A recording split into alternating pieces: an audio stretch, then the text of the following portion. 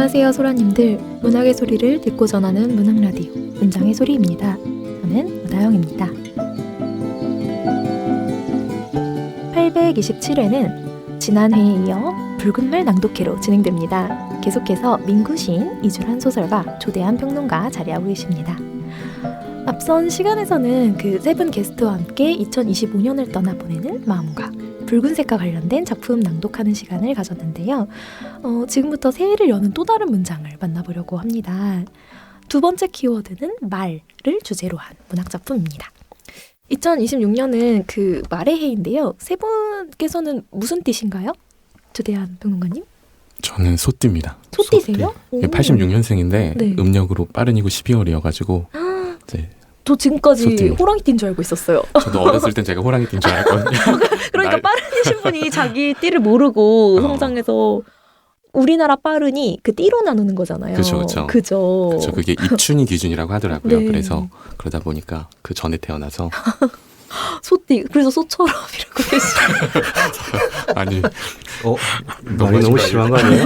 네, 저희 어머니도 그런 말씀 하셨거든요. 제가 소띠라서 일을 많이 할 곡인데 제가 집에서 태어났거든요. 할머니네 집에 소를 키웠어요. 네. 근데 정말로 그 소가 아침 먹을 딱 한 8시, 9시쯤에 딱 그 제가 태어났다고 대신에 보통의 소보다 조금 덜이라고 더 먹을 것이다. 이렇게 말씀을 해주셨습니다. 진짜. 아니, 제가 이거 괜히 하는 그런 발언이 아니라 제가 우씨잖아요. 그래서 사람들이 우씨라도 막 소처럼 이런다고 제가 아까 일부에서 말씀드렸지만 조대한 평론가님과 제가 일을 굉장히 많이 하면서 서로 사람 되자, 이제는 더 잘하자 말하지만 성공을 못했었던 민군 씨님 어떤 띠신가요? 저 돼지띠요. 오. 많이 먹어요. 복스럽고. 저희 누나도 돼지띠입니다. 오, 돼지띠. 어때요? 돼지띠의 성향 어떤 것 같나요? 잘 먹어요. 그렇습니다. 일부에서 2025년 다이어트 못해서 아쉽다고 하셨던 것 같은데. 네, 뭐 이제 노력해야죠. 좋습니다. 주란 작가님 무슨 뜻인가요? 저희가 몰랐는데 띠로 따지면 이렇게 한 그 순서대로인 것 같은데요. 네. 저는 돼지띠와 소띠의 중간인 쥐띠예요. 저희가 잘 모셨네요. 이 띠의 대화에. 쥐띠. 쥐띠는 좀 어떤 것 같나요? 주변 쥐띠들. 전 쥐띠를 좋아해요. 제가 가장 실제로 싫어하는 동물은 쥐인데요. 어릴 때 쥐랑 거의 같이 살아가지고 조금 징그러운 면이 있어서 회색 쥐는 집쥐, 막 들쥐는 그래서 싫어하는데 쥐띠는 괜찮은 것 같아요. 괜찮은 걸로. 네, 괜찮고 제가 지금 그 어떤 학생들과 함께 공부하는 곳에서 그 친구들이 쥐띠예요. 24살 차이인 것이죠. 네. 그래서 저는 그 좁은 공간에 들어가면 늘 여기 쥐가 지금 너무 많다. 그런 생각을 실제로 가끔 합니다. 여기 쥐가 너무 많다라니요. 무서운 말인데. 뭔가 저는 쥐띠를 근데 뭔가 좋아해가지고 네 신기하다 생각하고 그렇습니다. 그렇군요. 저는 말띠인데 말띠 좋아합니다. 오, 말띠. 다양하네요 이제. 네, 저는 백말쯤 유명한 백말띠인데요. 백말. 이번에 태어나는 붉은 말의 아이들이 이제 36살 차이인 거죠. 저랑. 야. 이야. 무럭무럭 자라렴. 이렇게 나이를 띠동갑이 12살이 아니라 24살, 네, 36살. 네, 자꾸 자라더라고요. 새로 태어난 아이들이. 그렇다면 세 분께서는 말하면 어떤 이미지가 떠오르시는지 궁금한데요. 혹시 이 동물과 얽힌 재미있는 에피소드가 있으신 분 있으실까요? 이 질문 받고 저 진짜 어려운 질문이라고 생각을 했어요. 말이랑 좀 관련된 거는 뭐 집에 마구간이 있다든가 그래서 다른 작가님들 얘기를 좀 들어보고 싶습니다. 왜 경마장도 있고 네. 그렇죠. 네, 제주도에 가서 한번 타볼 수도 있는 거고. 저는 경마가 생각나질 않는데요. 네. 제가 좀 넓게 생각합니다. 이게 제가 엄청 심각한 요즘엔 좀 아니긴 하지만 이제 집순이여가지고 저만 이 질문 어려운 줄 알았어요. 네. 뭔가 어쨌든 집 밖을 나가야 좀 말을 만나든 뭐 밖에서도 말 만나기 쉽지 않죠. 뱀을 만나든 뭘 할 텐데 너무 말과 관련된 어떤 에피소드 정말 없는 거예요. 그래서 저 바깥에서는 말과 어떤 것을 한 적은 없고 말하면 일단 저는 말 눈이 너무 생각나긴 하거든요. 말 눈은 거의 사람 눈 같다고 생각해요. 네. 저는.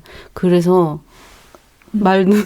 무슨 지금 저를 가르치시면서 이란 작가님께서 말눈이라고. 사람 눈인데 네. 말 눈처럼 크고 네. 속눈썹이 거의 막 이렇게 네, 돼 있는 이미지가 가장 먼저 떠오르는데 실제 말로 뭘 한 적은 없는데요. 그래도 제가 이제 집에서 집 구석구석을 탐험한 결과 놀랍게도 집에 얼룩말 장식품이 있었다. 그렇네요. 그런 것도 할 수 있겠네요. 네, 그게 있었고 그냥 갈색 말이 들판을 달리는 엽서가 주방에 붙어 있었다는 두 가지 사실을 발견했어요. 숨은 말 찾기. 네. 그 얼룩말을 살 때는 음. 예뻐서 샀던 것 같고요. 그 엽서는 제가 가방을 인터넷에 샀는데 거기서 이제 엽서를 몇 장 같이 보내준 거예요. 그 중에 말 엽서가 있었습니다. 떡하니 냉장고에 붙어 있었다. 네. 좋습니다. 너무 이상한 에피소드. 이렇게까지 어려운 말인데 말 안 이 해도 됐을 것 같아요. 아니요? 다 필요한 말이고요. 혹시 평론가님이 있으셨을까요? 저도 뭐 최근까지는 없었는데 사실 말씀하셨던 대로 말과 경험이 있으려면 그 부가 좀 쌓여 있어야 되잖아요. 집에서 말을 키우거나 아니면 뭐 경마장을 가거나 상진을 하거나 취미가 어쨌든 승마거나. 네, 취미가 승마거나 그렇죠. 그래야 되는데 저도 뭐 거의 말을 실제로 본 적이 없다가 최근에 아까 말씀드렸던 스페인에서 네. 말을 봤어요. 드디어 할 말이 네. 생겼군요. 거기는 경찰들이 말을 타고 뭔가를 이렇게 경호를 하셨는지 무슨 행사를 하셨는지 그걸 진행을 하시더라고요. 그때 제가 오늘 이따가 말 관련해서 낭독할 천성란 작가님과 같이 봤어요. 그때 둘이서 보면서 했던 말이 어떻게 저렇게 생물이 아름답지 이런 생각을 진짜로 해서 실제로 말을 본 적이 없다가 그 말을 직접 실물로 보니까 그 말의 어떤 그 윤기와 근육과 아까 말씀하신 눈과 이런 것들이 되게 약간 이질적으로 아름답게 느껴지긴 하더라고요. 네, 최근 기억은 그런 겁니다. 네. 제가 말띠라서 하는 말이 아니지만 말들은 웬만하면 비만 이런 거 없고 일단 근육과 그 있는 그 신체 구조가 좀 아름답잖아요. 갈기랑 그렇습니다. 맞아요. 자랑해보고요. 말갈기. 다들 되게 멋있는 그 기억들만 있는 것 같은데 저는 그 요즘에 이벤트 응모를 자주 하거든요. 네. 제 취미예요. 그래서 그 SNS에 뜬 이벤트 응모를 많이 하는데 얼마 전에 그 샤브샤브 프랜차이즈인 샤볼데이에서 토마토 마라 수프의 이름을 지어달라고 그래서 적토마라고 해서 응모를 한 적이 있는데 좋다. 일본 술 중에 유명한 거 있어요. 적토마. 그건 잘 모르겠는데 겹쳐서 브랜드가. 아무튼 떨어졌습니다. 너무 좋았는데. 안타깝고요. 그쵸. 우리만 좋아하나 봐요. 약간. 좀 더 직관적이었어야 할까? 그런가 봐요. 토마토데이 이렇게 좀 지어서 할 걸. 토마토마 좀 이렇게 귀엽고 아, 그래, 먹고 그래. 싶게 좀 좋다. 했어야 되는데 적당했던 것 같아요. 너무 나이를 이길 수가 없나 봐요. 이제. 방금 거 좋은 것 같아요. 적토마토마. 네, 바로 네. 낭독 들어가 보도록 하겠습니다. 아까 천선남 작가님 청계파랑 갖고 오셨다고 말씀하신 조대한 평론가님부터. 네. 네, 저는 천선란 작가님의 청계파랑이라고 하는 소설책 일부를 낭독을 해보겠습니다. 네, 정해 듣도록 하겠습니다. 이대로는 죽어. 콜린은 그렇게 생각했다. 그래서 그날 관중석이 꽉 찬 늦여름의 경기에서 콜린은 스스로 낙마했다. 투데이가 콜리의 무게를 힘겨워한다는 것을 알았기 때문이었다. 하지만 주로의 선 이상 투데이는 멈추지 못할 것이며 이 상태로 완주했다가는 영영 다리를 잃을지도 모른다고 판단했다. 그렇다면 실격시키는 것이 최선의 방법이었다. 콜린은 짧은 순간 완주해야 한다는 존재 이유와 투데이를 살려야 한다는 규칙 사이에서 고민했다. 그리고 길지 않은 시간을 들여 후자를 선택했다. 투데이를 지켜야 한다. 콜리가 푸른 하늘이 펼쳐진 스크린을 바라보다가 그 틈을 비집고 들어오는 햇빛을 찾았다. 콜리가 트럭을 탔을 때 처음 마주했던 햇빛처럼 좁은 틈을 밀고 서로 들어오기 위해 발버둥치는 모습이었다. 스크린이 없다면 더 좋았을 텐데. 투데이와 주로가 아닌 초원을 달릴 수 있다면 더 즐거웠을 텐데. 뒤따라 달려오는 말들이 보였지만 콜리는 스스로 바닥으로 떨어졌고 트럭 같은 무게와 속력으로 달려오던 말발굽에 밟혀 골반과 하반신이 전부 부서졌다. 투데이는 살았다. 하지만 콜리는 존재 가치를 잃었다. 여기까지가 콜리의 삶 1막이었다. 네. 저도 사실 말하자마자 제일 먼저 떠올린 우리나라의 유명한 말소설인데요. 어떻게 가져오게 되셨을까요? 네, 아까 그 말과 얽힌 개인적인 일화를 떠나서 이 작품은 말하면 떠올랐던 저도 작품이기도 하고 방금 읽어드렸던 대로 그 인공 존재, 뭐 안드로이드 존재인 콜리라고 하는 기수가 그 자기가 타는 말이 몸이 망가져가는 것을 느끼고 그 말을 지키기 위해서 스스로 낙마해서 자기의 삶을 끊어버리는 그런 내용을 담고 있는 그런 설정의 소설입니다. 그리고 이제 그 콜리가 했던 선택이 흥미로워가지고 그 콜리에게 다가오는 다른 이제 가족들과 만나게 되는 또 다른 인연을 쌓아나가는 그런 작품인데요. 그 콜리의 선택에 대해서 여러 번 생각을 하게 돼요. 요새 워낙 인공지능이나 뭐 이런 거에 대한 말들이 많다 보니까 오히려 그 인공지능을 대타로 해가지고 인간성에 대해서 많이 사유를 해보게 되잖아요. 사람을 인간처럼 만들어주는 게 뭘까 막 이런 고민을 하다가 콜리가 그런 말을 해요. 고통을 느끼는 게 인간이라는 말을 하거든요. 콜리는 고통을 안 느껴요. 자기는 아무리 몸이 부서지고 하반신이나 막 이런 게 다 이렇게 망가져도 자기는 고통을 느끼지 못하니까 인간이 아니다라고 말을 하는데, 근데 또 본인은 고통을 느끼지 못하면서 타인에게는 그런 고통의 감흥력을 얘는 가지고 있잖아요. 그 말이라고 하는 존재의 고통을 느끼고 자기의 어떤 기본값이었던 디폴트였던 달려라라고 하는 것을 포기하고 스스로 삶을 종료시킨 그 인공 존재에 대해서 어떤 게 더 인간적인가 뭐 이런 생각을 해보게 되더라고요. 뭐 그런 여러 의미에서 뭐 가지고 와봤습니다. 진짜 깔끔하게 설명하시죠? 놀랐어요. 저희가 자꾸 1부부터 자꾸 조대한 평론가의 이 깔끔한 정리를 늘하게 되는데요. 근데 정말 고통을 느끼지 않는데 저는 내내 콜리를 읽으면서 고통을 좀 느꼈던, 우리가 느꼈던 소설이라 저도 다시 한번 떠올려봤습니다. 사실 저희가 이번에는 읽을 낭독 작품이 좀 많아서 좀 스피드하게 가볼게요. 바로 민구 시인님 네. 낭독 어떤 작품 가져오셨나요? 2014년도에 출간된 그때도 말의 해였어요. 그때는 이제 푸른색 말이었던 것 같은데 그때 출간된 나이덕 시인의 시집 말들이 돌아오는 시간이라는 시집이 있어요. 너무 웃겼던 게 그러니까, 저희가 제일 먼저 떠올렸던 소설과 시를 시집을 둘 다 들고 오셔가지고 아 이걸 먼저 떠올리셨어요? 그쵸. 시집에서 말하면 나이덕 시인님의 말들이 돌아오는 시간. 그렇구나. 시인들마다 다 말과 관련된 시들이 되게 많거든요. 네. 그중에서 일단은 책이 집에 있기도 하고 2014년도에 되게 상징적으로 딱 출간이 됐던 시집이라서 그 시집의 표제작 말들이 돌아오는 시간이라는 작품을 낭독해드려야 될 것 같아요. 네, TMI 한번 하자면 저랑 나이덕 시인님 같이 그 띠동갑이랑 같이 맨날 우리 띠동갑이라고 하는 말띠십니다. 네. 좋습니다. 네, 낭독 정해 듣도록 하겠습니다. 말들이 돌아오는 시간. 말들이 돌아오고 있다. 물방울을 흩뿌리며 모래알을 일으키며 바다 저편에서 세계 저편에서 흰 갈기와 검은 발굽이 시간의 등을 후려치는 채찍처럼 밀려오고 부서지고 밀려오고 부서지고 밀려오고 나는 물거품 속으로 걸어 들어간다. 이 해변에 이르러서야 힝! 내 안에서 말 한 마리 풀려나온다.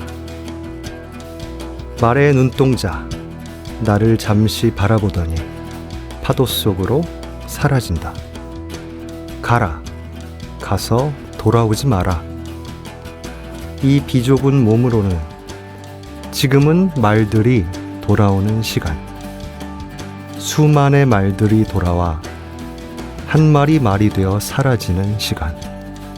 흰 물거품으로 허공에 흩어지는 시간. 말이 동음이어라서 정말 문학에 대한 이야기로 항상 들리는데요. 어떻게 가져오게 되셨나요? 이 시는 말을 다루는 어떤 시인의 작가의 약간 숙명이 담겨져 있는 비장한 느낌의 시이긴 한데요.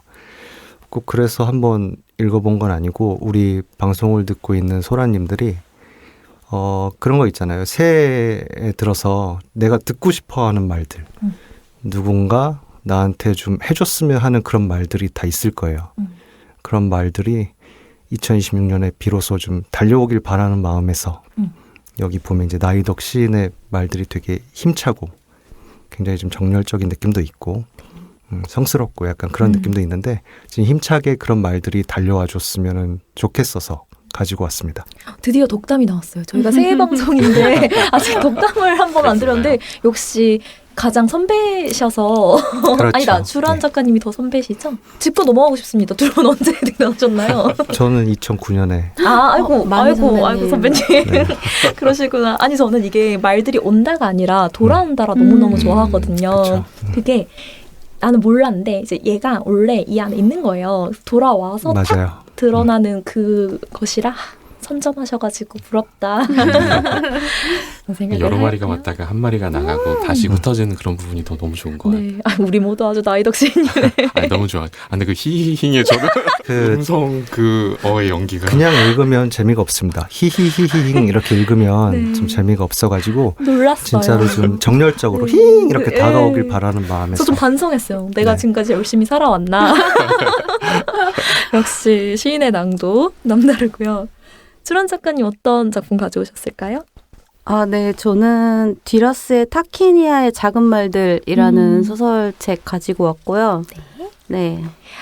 사실 제가 제일 먼저 가져오라고 하면 가져가고 싶은 책이었어요. 정말요? 너무 좋아하는 책이랑 청해 듣도록 하겠습니다. 네. 파도가 높고 거세졌다. 그들은 곳을 통과했다. 배는 나름의 방식으로 파도에 흠집을 내는가 하면 곤충처럼 이리저리 떠밀리면서도 계속해서 해안을 향해 나아갔다. 한순간만 방심해도 암벽으로 밀려가 부딪힐 수 있었다. 마침내 작은 만이 모습을 드러냈다. 파도는 보다 잔잔했고 암벽은 다시 시네라리아 꽃들과 소기 나무들로 무성했다. 만을 이루고 있는 암벽 중 하나가 바다에 꽤 거대한 그늘을 드리웠다. 남자는 그 그늘을 가로질러 암벽들을 따라 항해하기로 결정했다. 그늘 안으로 진입하자 바다 밑이 훤히 보였다. 사라는 비명을 질렀다. 남자는 돌아보며 빙긋 웃었지만 그늘을 벗어나지는 않았다. 그는 바다 밑을 계속해서 유심히 들여다보라고 말했다. 그것은 세상의 이면이었다. 고요하게 반짝이는 밤, 침묵으로 얼어붙은 고요한 해초들이 무성하게 들어앉은 밤이 그들을 떠받치고 있었다. 물고기들의 행렬이 불가해하며 손에 잡히지 않는 칠흑 같은 밤의 공간에 줄무늬를 그렸다. 군데군데 삶이 멈춘 곳들이 보였다. 헐벗고 텅 빈 심연들이 드러났다. 그곳으로부터 푸른 그림자가, 깊이를 가늠할 수 없는 순수한 그림자가 감미로이 떠올랐고 그것은 명백한 죽음의 광경이어서 도리어 생생한 삶을 웅변했다. 하지만 다이아나가 어서 여기를 벗어나야 한다고 소리쳤다. 우리가 바다의 심연을 견딜 수 있는 사람들이 아니라는 걸 모르시겠어요? 남자는 대답했다. 그건 누구나 마찬가지예요. 제가 좋아하는 부분 읽어주셨어요. 놀랍네요. 정말인가? 사실 더 읽고 싶었는데. 네. 문장 엄청나잖아요. 네. 네. 어떻게 가져오게 되셨는지 한번. 네. 일단 이 책이 나왔을 때 사실 표지가 예뻐서 샀습니다. 그 당시 이 티파니 블루라는 표지색 너무 예뻐서 샀는데. 지금 좀 빛바랬네요. 네. 더 예쁘죠. 네. 우연하게도 그 앞선 붉은 답도 붉은 이미지가 있었고 여기도 바다와 말들. 지금 사실 이 소설이 그 권태에 사로잡힌 여러 인물들이 여름 휴가를 떠났을 때 일들을 다룬 소설인데 계속해서 이제 인물들이 그렇게 말하거든요. 타키니아에 가서 작은 말들을 보면 돼. 마치 그걸 보면 다 해결된다는 듯이 계속 말하는 소설인데 제가 낭독을 하기 위해서 계속 말을 보러 가자. 말을 못 볼 수도 있어. 뭐 이렇게 하는 부분들을 가져오려다가 가장 좋아하는 장면은 이 장면이라서 가지고 왔거든요. 이 부분을 읽었고 올 여름에 원래 계획은 약간 다시 시작하고 또 다시 세우고 하는 거잖아요. 이 소설을 다들 여름에 읽어보시면 가장 좋을 것 같다 그런 생각을 했어요. 네. 지금 한 겨울인데 읽으면서 정말 더웠거든요. 네. 네, 정말 무더운 여름, 권태에 찌든 그 공간이 떠오르는데 여름에 읽으면 또 얼마나 좋을까 그런 생각을 하였습니다. 네. 말 나오는 부분이 아니라서 이 소설 자체를 잘 설명해 주신 거죠. 말에 가닿지 못하는데 제목이 타키냐의 말들이잖아요. 네. 네. 그 진짜 이거 덥거든요. 그 사람들이 계속 땀을 뻘뻘 흘리고 물에 다도 덥고 뭐해도 덥고 네, 비가 계속 오지 네. 않습니다. 비가 정말 안 오고 괜찮은 거야 싶은데 네. 잠시 설명을 하자면 이제 거기에서 한 사건이 일어나요. 그게 배경처럼 있거든요. 어떤 죽음이 있는데 네. 그것이 정말 막 푹푹 찌고 그래요.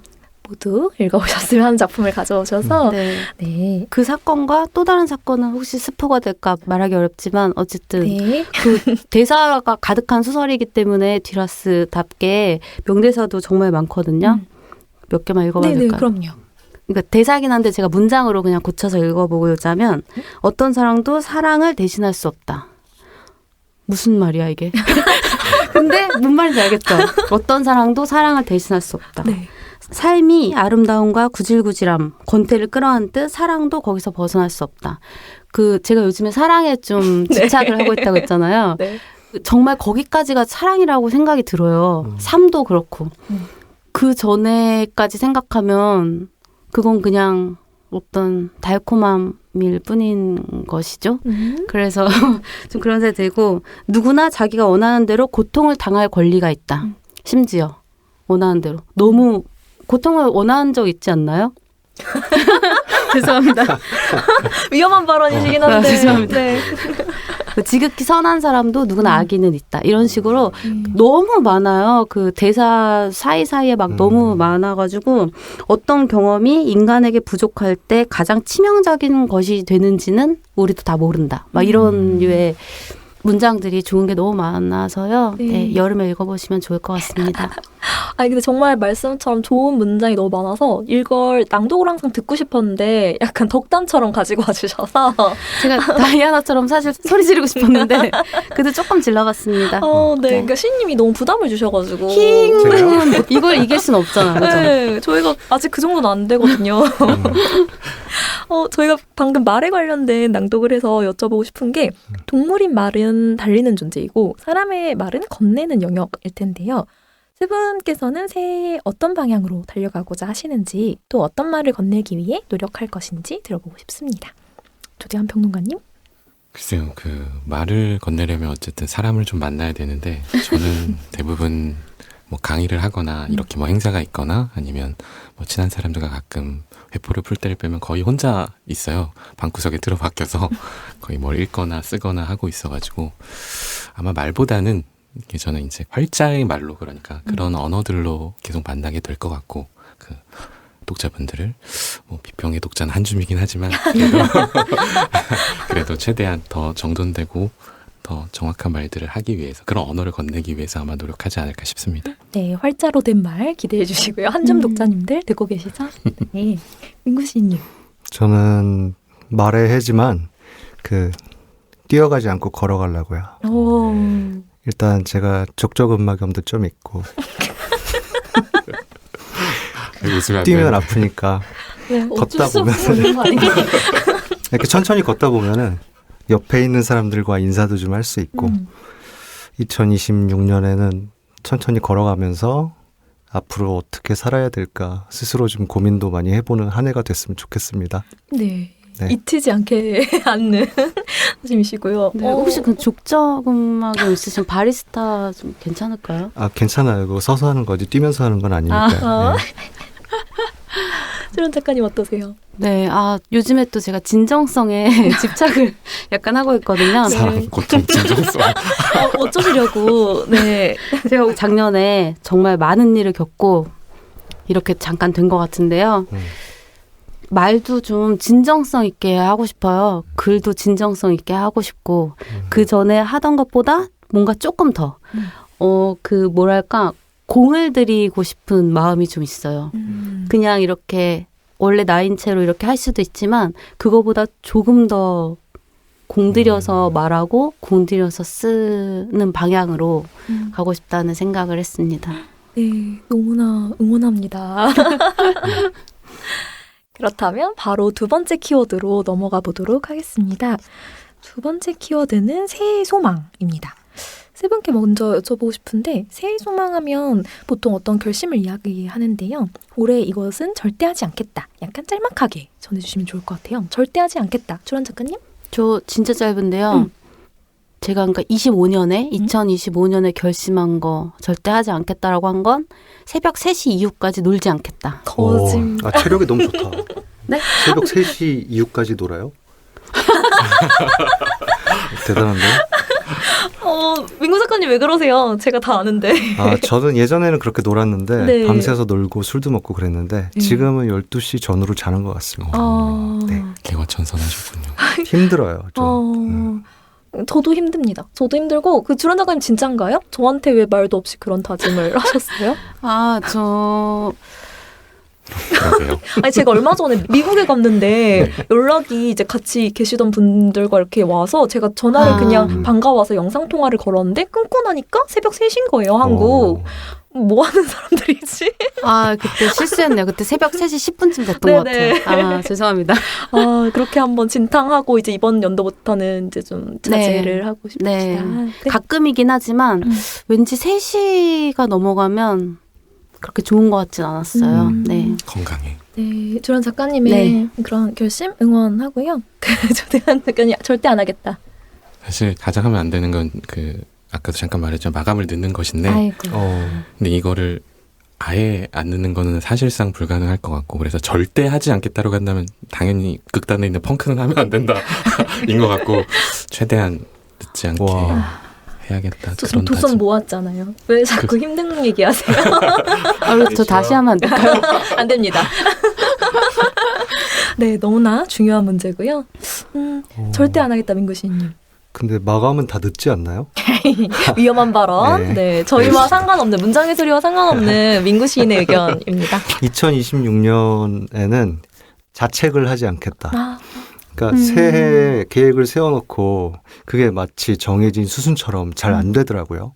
그때마다 저는 저한테 이제 화살을 돌려가지고 자책을 하는 습관이 있었는데 이제 좀 가벼워졌어요. 몇 년 사이에 좀 가벼워져가지고 스스로 자책하지 않고 조금 그런 모습들도 인간적으로 좀 내 스스로를 좀 약간 지켜보고 싶다 이런 생각을 많이 하게 되는 것 같아요. 네, 저도 그러고 싶네요. 저도 이제 그만 좀 자책하고 좀 아껴주는 한 해 원하고 있거든요. 네, 누구에게나 필요한 것 같습니다. 세 분의 안 하겠다가 저 셋 다 해야 되는 일인 것 같아서 새겨 들어야 될 것 같고요. 넘어가서 낭독 들어보도록 하겠습니다. 새해 소망인데요. 먼저 주란 작가님 낭독 어떤 작품일까요? 저는 김채원 소설가의 서울 오아시스라는 소설집에 표제작인 서울 오아시스라는 단편을 읽어보려고 가지고 왔어요. 이게 25년 1월에 발간된 책이거든요. 다시 1월이 오니까 이 책이 정말 신기하게 생각이 났고 12월부터 사실 생각이 났어요. 좋아하는 작가와 작품이기도 하고요.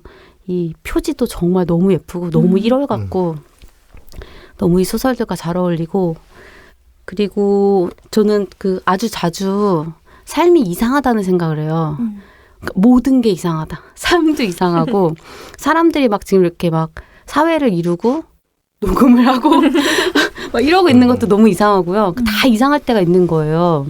근데 김채원 작가의 소설들을 저는 그 이상함을 너무 잘 표현해주고 있다고 생각을 하거든요.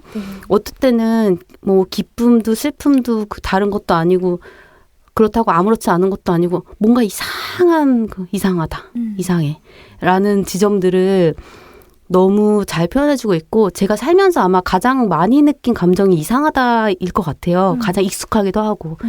그래서 그런 마음이 들 때 읽으면 너무너무 막 감사하다는 마음이 들 정도로 좋아하는 책이기도 하고요. 네. 또 제가 삶을 바라볼 때 신년과는 아주 잘 어울리지 않을 수도 있지만 사실 저는 어떤 계획을 막 세우거나 실행하거나 뭐 이렇게 희망차게 보거나 그러진 않아요. 그렇게 되면 너무 좋겠지만 그러진 않거든요. 행운이라든지 어떤 희망 같은 것을 많이 생각하지 않고 그냥 사는 편에 속하는데 그럼에도 그 안에 아주 작은 어떤 것이 있다면 이 소설에서 좀 표현을 해준 것 같아서 가지고 와봤습니다. 네. 사실 이 작품을 읽어보신 분들은 아시겠지만 지금 주란 작가님의 설명이 정말 적절해요. 너무 적절해서 놀라고 있는데. 근데 이 김채원 작가님이 놀라실 수도 있을 것 같아요. 신년에 이 소설을? 본인이 그러니까. 놀라실 스스로도 그런 패기는 발휘하시지 않을 것 같은데 역시 주란 작가님 이상하다. 뭐 이런 생각하시겠죠? 네. 그러면 청해 들어보도록 하겠습니다. 네. 이 소설의 가장 마지막 문단이고요. 읽어보겠습니다. 럭키 클로버의 주인공은 자신에게 주어진 행운을 찾아 모험을 떠난다. 그에게 주어진 행운이라는 게 무엇인지는 조금이라도 알려진 바가 없고 그것을 발견하게 되면 스스로 그것이 자신의 행운임을 알아볼 수 있을 거라는 스승의 말을 주인공은 믿는다. 주인공이 내달리는 평평하고 너른들에는 미리 잘 자라고 있고 사이사이 작게 소리내어 웃는 듯한 바람소리가 들린다. 만년설로 뒤덮인 산들, 햇볕에 바랜 우듬지, 수용소. 주인공은 울창한 숲의 입구에 도착한다. 숲지기의 안내를 받아 숲에 들어선 주인공은 그곳에서 양과 새와 같은 동물들과 우정을 나누고 나무들의 생일을 함께 축하한다. 나쁜 일은 일어나지 않는다. 방해꾼도 나타나지 않는다. 좋은 날이야. 주인공은 생각한다. 하지만 계속될 수는 없는 좋음이야. 주인공은 이 이야기의 주인공이기 때문에 행운을 발견하려면 반드시 불운이 필요하다는 것을 알고 있다. 주인공은 무릉덩이에 비치는 맑게 갠 하늘과 자신의 얼굴을 들여다본다. 그의 등 뒤로 번개에 목이 부러진 나무 기둥이 엇갈려 누워있다. 목이 부러진 나무는 말이 없다. 둥글게 말라 죽은 잎사귀 주위에 약초가 무성하다. 주인공은 제자리에서 두 걸음 떨어져 번쩍이는 불꽃과 운명이 약속했던 행운이 모습을 드러내는 장면을 상상해 본다. 그리하여 숲은 밝고 나무는 어둠. 네. 주란 작가님의 새해 소망과 어떻게 닿아 있는 작품인가요? 사실 소망이 없긴 한데요. 아이고. 아니 그래서 제가 안 하기로 하는 것도 그냥 새벽 3시에까지 놀지 않기 막 이런 정도로만 그냥 정한 것이기도 해요. 억지로 그런 소망을 좀 정할 수는 없었고요. 좀 어려웠고 하지만 이제 제가 조금 이 소설을 고른 것 그리고 고른 이유와 소망을 그래도 조금 아주 진짜 없진 않으니까 말해보자면 저는 소망이 그냥 제가 바라는 것이 아니라 소망한다 라기보다는 소망을 하는 걸 믿어야 된다 생각하거든요. 그래서 뭔가 이 행운과 불행과 좋음과 나쁨 그 모든 것들이 뒤섞여 있다는 게 삶이라는 걸 믿고 그거를 아는다기보다는 정말 믿고 살아가는 거 그게 제 소망이에요. 네. 너무 멋지게 네. 이 럭키 클로버의 주인공이 모험을 떠난다고 이제 시작을 하잖아요. 마지막 문단이 믿음이 없이 모험을 떠나는 거는 너무 두려울 것 같거든요. 그래서 무언가를 믿어야 된다는 생각을 해보았습니다. 네. 그런 태도가 맞는 것 같기도 해요. 지금 주란 작가님의 이야기를 들어보니 소망 그렇게 원래 그냥 새해에 습관적으로 소망 가지는데 사실은 이것이 조금 더 진실한 태도가 아닌가. 진정성 말씀하셨는데 현실. 네. 숲은 밝고 나무는 어둠. 너무 잘 끝냈죠. 네. 너무 좋아하는 마지막 문장이고 네. 이렇게 현실을 바라보고 직면하면서 좀 살아가려고 네 그런 소망이 있습니다. 네, 감사합니다. 다음 낭독자는 조대한 평론가신데요. 어떤 작품 가져오셨을까요? 한숨부터 쉬시는데. 왜냐면 뭐 각자 이 직종에 어울리게 시집과 소설집들을 이렇게 세 권 가져와 주셨는데 저 역시 평론가라는 그런 어떤 이름에 어울리게 저는 이제 골고루 시집 한 권, 소설집 한 권, 이제 세 번째로 평론집을 하나 가져오려고 하는데 도저히 이 평론가들이 새해와 관련된 글들 뭘 아무리 떠올려도 없는 거예요. 네. 다들 약간 부정적인 것인지. 그래서 이제 제가 변명이 기신데 네, 죄송합니다. 제 평론집에 자신의 평론집을 가져오신. 다행인 건 절대 그 지루한 비평을 읽진 않을 거고요. 그냥 짧게 에세이같이 그 연말과 새해와 관련한 글이 짧게 하나 있거든요. 네. 그거 일부만 그냥 간단하게 읽어보겠습니다. 죄송합니다. 그럼요. 네, 정해 듣도록 하겠습니다. 문득 겨울입니다. 지난 여름 꿈처럼 피었던 꽃잎들은 간데 없고 서늘한 나뭇가지들만 덩그러니 남겨진 맑고 투명한 겨울입니다. 이런 계절이 오면 제 마음속에는 어떤 쓸쓸함과 공허함이 약속처럼 찾아드는 것은 왜일까요? 아마도 그건 당신을 향한 기억과 이루지 못한 꿈의 자녀가 이 계절의 공기에 배어있기 때문일지도 모르겠습니다. 꾹꾹 눌러쓴 서투른 작품을 손에 들고 당신과 맞이했던 수많은 연말들은 새해를 맞이하는 설렘보다는 예상했던 좌절과 너절한 질투의 시간에 더 가까웠던 것 같습니다. 과분하게 바빠져서 가끔은 꿈처럼 당신을 잊고 지내는 지금에 이르러서도 불현듯 겨울의 초입에 들어서면 마음 한구석 어딘가에 응어리진 그때의 감정들이 삐죽삐죽 새어나오는 듯합니다. 눈이 소복이 내리던 그날의 장면이 선연히 떠오릅니다. 시간에 쫓겨서 퇴고도 제대로 끝마치지 못한 원고를 손에 들고 신문사 사옥을 직접 방문하던 당신과 나의 앞에 대구에서 올라온 웬 택시 한 대가 멈춰 섰고 이내 나이가 지긋하신 할머니 한 분이 문을 열고 택시에서 내렸습니다. 한복을 단정하게 차려입은 채 커다란 우편 봉투를 품에 안고 한 발짝 한 발짝 걸음을 옮기는 그의 모습을 우리는 홀린 듯 쳐다볼 수밖에 없었습니다. 그 할머니가 연례 행사처럼 매년 지방에서 서울로 손수 응모작을 제출하러 오는 분이라는 사실을 알게 된 것은 한참이 지난 후의 일이었습니다. 내리는 눈을 되밟으며 돌아오던 길, 그때 우리는 왜 그리도 마음이 처연해졌을까요? 아마도 당신과 나는 저분과 같은 무게의 글 한 편을 얹을 수 있어서 감사하다는 식의 두서없는 이야기들을, 정말로 내년에는 열심히 써보겠다는 식의 기약 없는 다짐들을 나눴던 것 같습니다. 사실 오갔던 말들의 구체적인 내용은 이제 와서 기억이 잘 나지 않습니다. 하지만 지금도 할머니의 연두색 누비저고리와 뽀득뽀득 눈을 밟던 걸음걸이와 그 위를 입김처럼 비추던 택시의 헤드라이트 불빛들은 쉽게 잊혀지지 않습니다.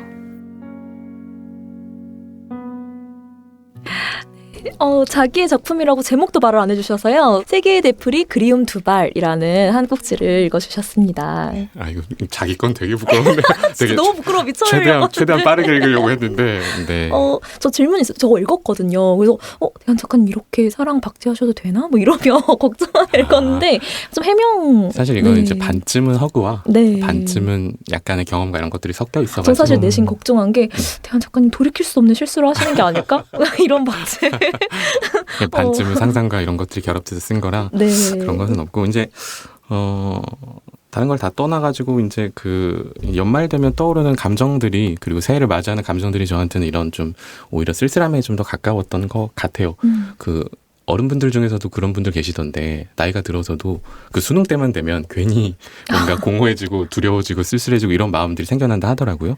저는 수능에는 그런 건 없는데 이상하게 그 신춘 그 연락 시즌이 되면 그 묘한 어떤 그 좌절감과 약간 공허함과 이런 기대감 이런 것들이 뒤섞여서 아직도 남아 있어요. 물론 저는 이제 문예지로 데뷔를 해가지고 사실 의아했습니다. 저는, 방금 되게 의아함을 느꼈는데 결과적으로는 저한테는 그게 또 훨씬 더 잘 된 일이라고 저는 생각을 하거든요. 그럼에도 저한테는 이런 감정의 자녀가 아직도 남아 있어가지고 그 어떤 글을 쓰던 시절의 초심 내년에는 진짜 열심히 써봐야지라고 다짐하던 그런 어떤 천진한 마음들 이런 것들을 좀 제가 생각하기에 아마 이 문장의 소리를 듣는 선생님들 중에서도 글을 붙잡고 계시는 분들도 계실 것 너무 같아서 전곡을 찌르셔서 지금 가장 중요한 글을 읽으신 게 아닌가. 그래서 이제 어떤 위로와 또 더 큰 응원을 드리고 싶은 마음을 가져와서 읽어봤습니다. 네, 사실 이런 분들 진짜 많잖아요. 작가님들 중에 아직도 신춘 시즌 오면 이거 약간 신경 쓰고 이때쯤 끝나지, 이때쯤 발표나지 하시거든요.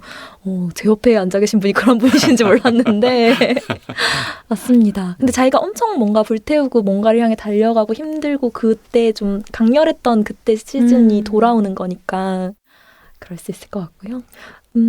민구 시인님 낭독 들어보려고 하는데요. 네. 어떤 작품일까요? 조대현 평론가의 얘기를 들었을 때 여운이 아직 가시지 않은 것 같아가지고 되게 인상적이네요.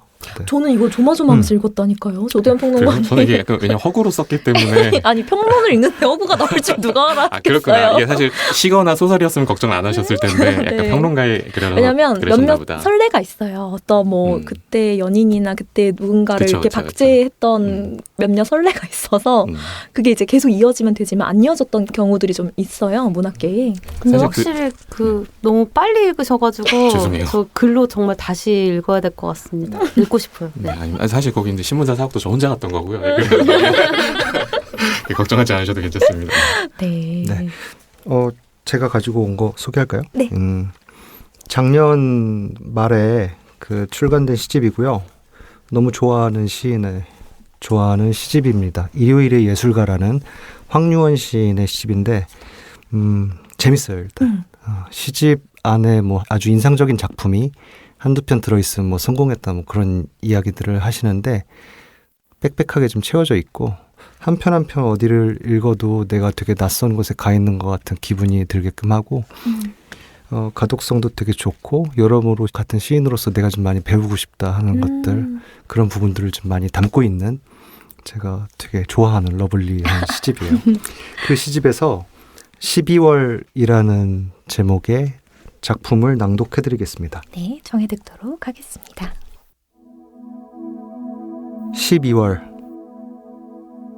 비쩍 마른 인력 너는 아직 11월 지나간 날들 뒤늦게 다 뜯어내고 나니 마침내 오늘 한층 더 마른 인력 연말에 약속 몇 개 한 개는 가족과 함께 두 개는 모르는 남과 함께 한두 개는 나 자신과 함께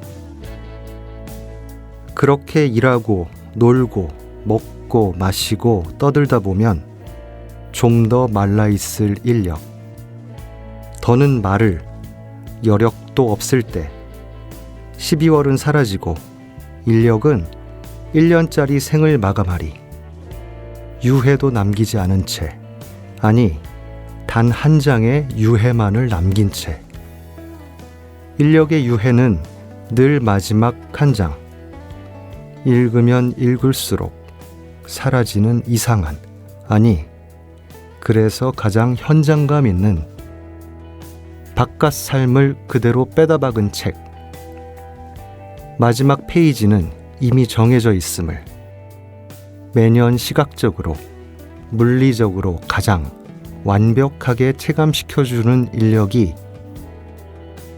오늘 임무를 완수하고 마지막 눈을 감았다. 원래 없던 눈을 누구보다도 검게 꼭. 너무 좋다.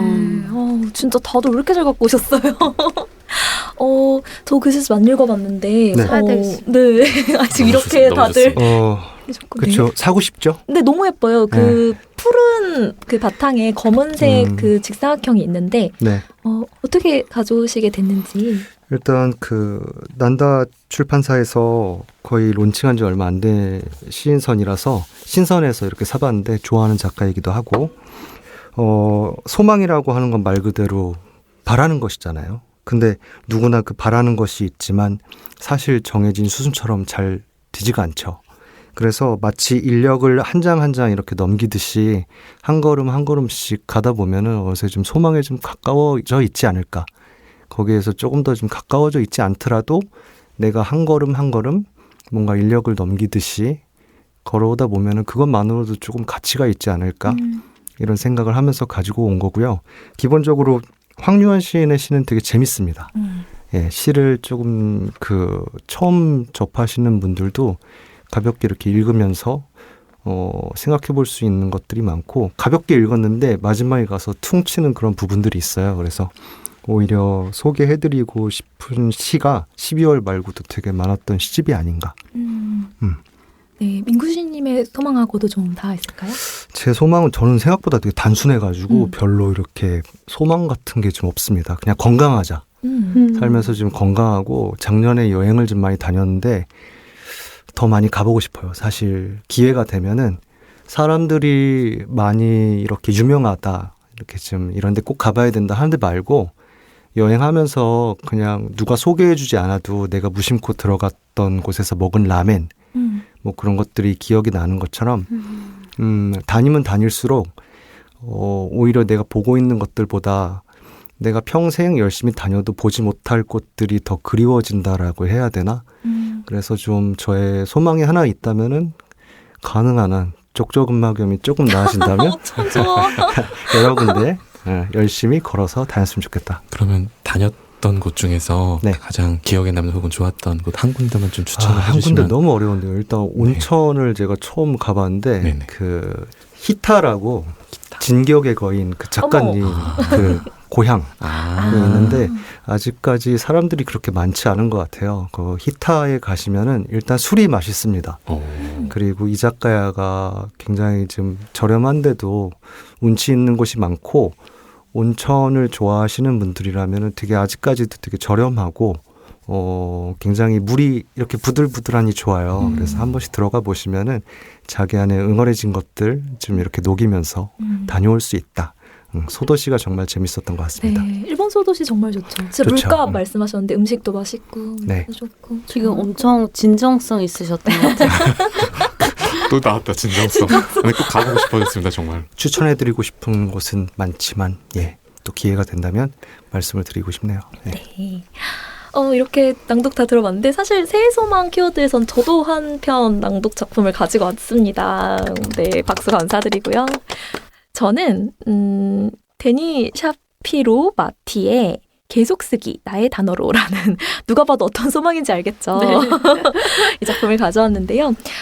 이 계속 쓰기에 그 계속의 방점이 있습니다. 사실 소망은 계속 뭘 하겠다는 의지 같아서 좀 계속해볼 어떤 것을 저의 새해 소망과 맞다 가져와 봤고요.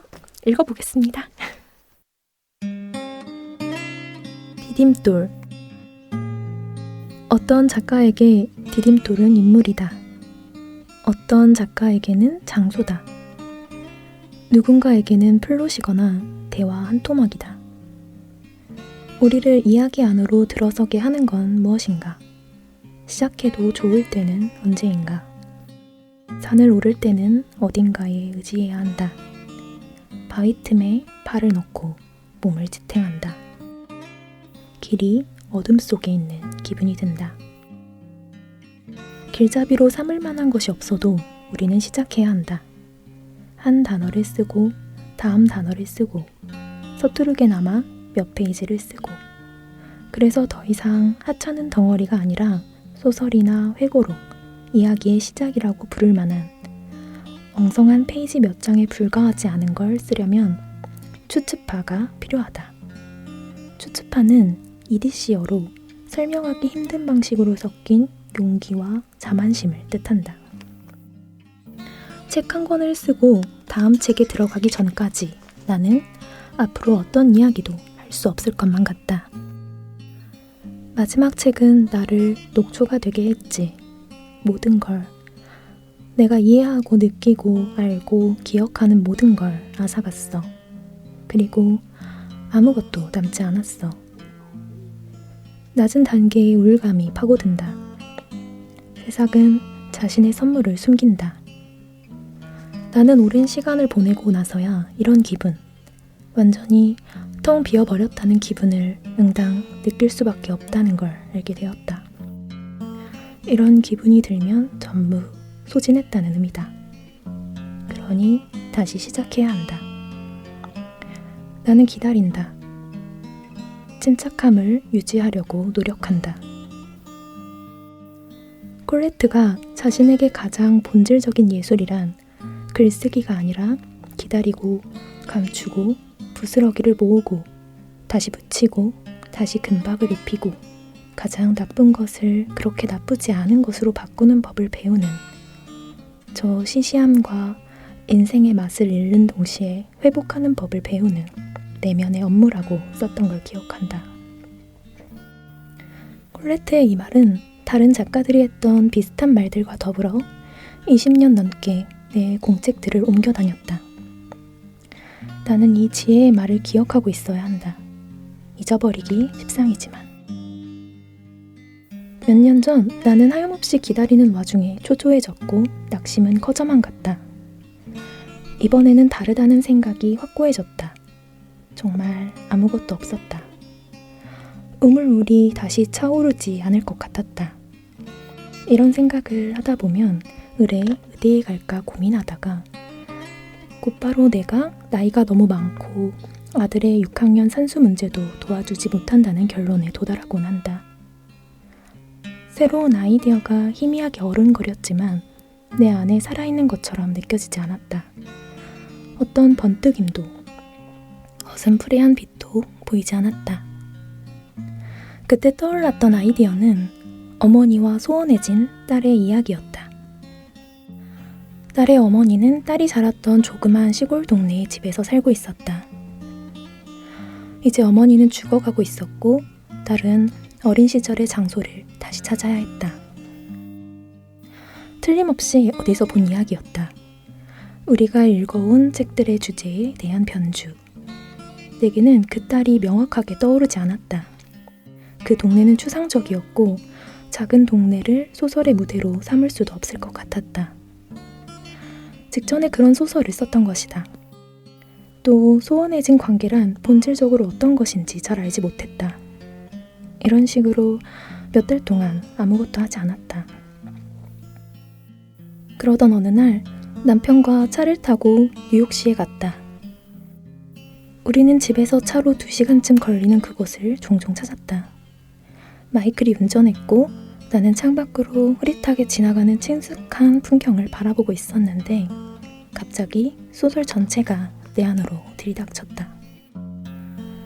그 이야기는 작은 동네에서 발생할 수 없었다. 딸의 어머니는 맨해튼 어퍼이스트 사이에 살아야 했다. 그녀는 브로드웨이 79로에 위치한 에토프 빌딩 20층에 살았다. 루스 던이라는 이름으로. 그녀는 어린 딸의 도발적인 사진들을 찍어 유명해진 사진가였다. 나는 자기 아이들의 연작 사진들로 논란이 된 유명한 작가 셀리만에게 오랫동안 매혹되어 있었다. 그녀는 그녀의 아이들에게 어떤 일이 있었을지 궁금했다. 특히 큰딸에게. 자기 어머니의 뮤즈가 된다는 건 대체 어땠을까? 하지만 셀리만도 에토프 빌딩도 내게 어슴푸레한 빛을 한 번도 내어준 적이 없었다. 내가 그 건물 앞을 수없이 지나다녔는데도 그런데 갑자기 모든 것이 나타났다. 어머니와 딸이 소원한 관계가 그거였다. 내게는 산을 오를 때 필요한 디딤돌이 있었다. 그날 나의 소설 흑백은 차를 타고 가는 내 앞에 마치 커튼 뒤에서 대기하고 있던 것처럼 모습을 드러냈다. 왜 하필이면 그날, 하필 그 차에서였을까? 알 수 없다. 남편과 나 사이의 편안한 침묵, 낯익은 경로, 흐린 하늘. 글을 쓰며 살아오는 동안 장소가 새 작품을 정의하며 먼저 나타난 건 처음이었다. 그 순간 나는 에토프에서 행위가 일어나리라는 것을, 인물들이 스스로 제 모습을 드러내리라는 것을 알아차렸다. 이야기가 들어오는 방식이 늘 이렇지는 않을 것이다.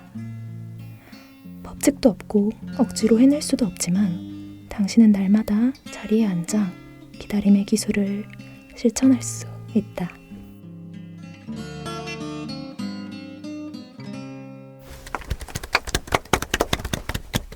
좀 길었죠?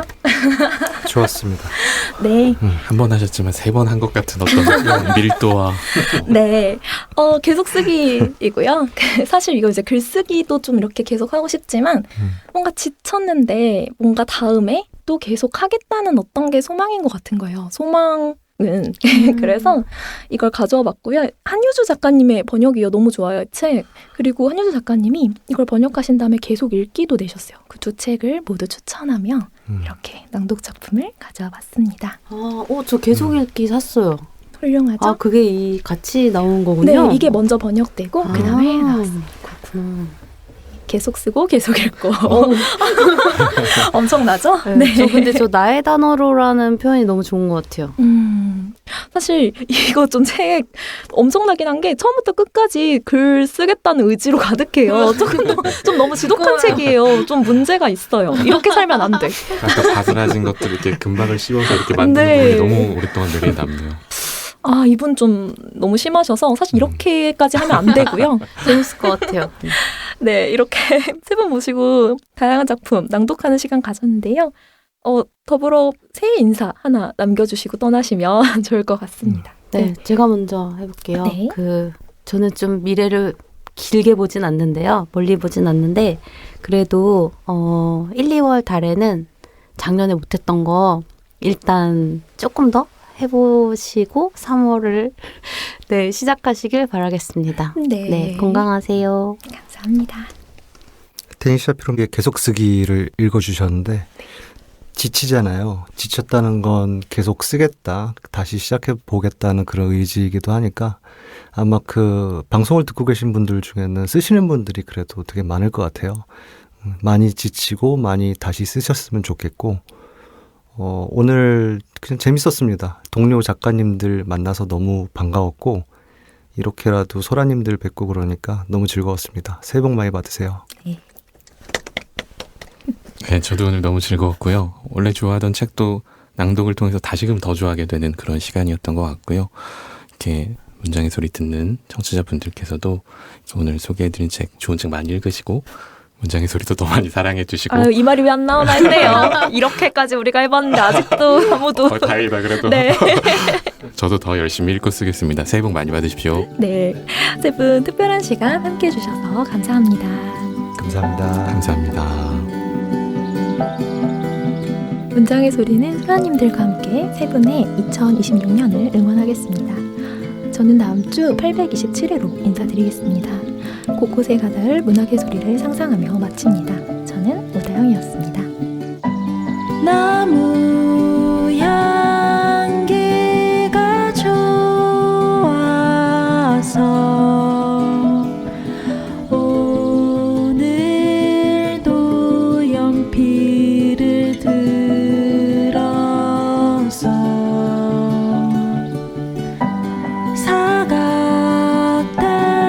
사각대는 소리 귀 기울이다